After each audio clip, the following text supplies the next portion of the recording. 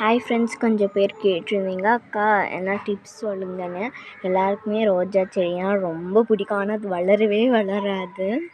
அவங்களுக்காக தான் நான் கொஞ்சம் டிப்ஸ் சொல்கிறேன். நீங்கள் அந்த காய்கறியோட தோல் தெரியுமா, இந்த டொமேட்டோட ஹெட்டு, அதுக்கப்புறம் இந்த ஆனியனோட தோலெல்லாம், அப்புறம் பப்பாயா, கொஞ்சம் ஃப்ரூட்ஸோட தோலெல்லாம் நீங்கள் தூக்கி போட்டுறீங்க. அது தூக்கி போடாதீங்க, அது எடுத்துகிட்டு இந்த மாதிரி பிளான்ட்ஸுக்கு போடுங்க. அதுக்கப்புறம் இன்னொன்று சொல்கிறேன், வாழைப்பழம் தோல் இருக்குது தெரியுமா, ஃப்ரூட்ஸ் அண்ட் வெஜிடபிள்ஸும் இதில் போட்டுடலாம்.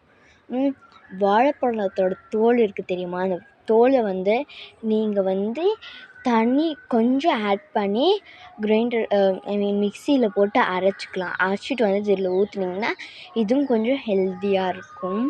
அப்படி உங்களுக்கு டைம் கிடைக்கலன்னா அப்படியே கூட போட்டுடலாம் இந்த வாழைப்பழத்தோலை. அப்படி உங்களுக்கு லைட்டாக டைம் கிடைக்கிதுன்னா ஒரு கிளாஸில் கொஞ்சம் தண்ணியை எடுத்துகிட்டு அது ரெண்டுத்தையும் போட்டு மிக்ஸ் பண்ணிவிட்டு அப்படியே இதில் ஊற்றினாலும் ஊற்றிடலாம். அதுக்கப்புறம் அதே மாதிரி ரொம்ப நல்லா வளரும்.